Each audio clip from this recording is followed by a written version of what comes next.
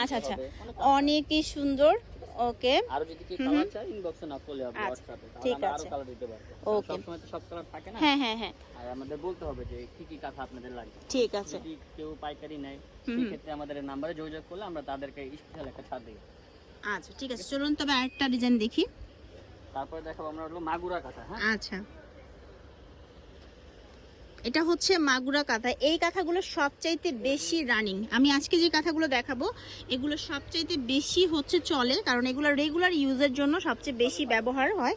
এই দেখেন, খুবই সুন্দর। আচ্ছা, এটাও হচ্ছে 7x8 এবং 2 লেয়ারের করা। হ্যাঁ, এটার দামও ওইটার মতোই থাকবে 1000 আচ্ছা টাকা। হ্যাঁ, আচ্ছা ঠিক আছে। এটারও কালার আছে অনেক। এই যে হুম সাদা, এই সাদার ভিতরে নীল সুতো, হুম,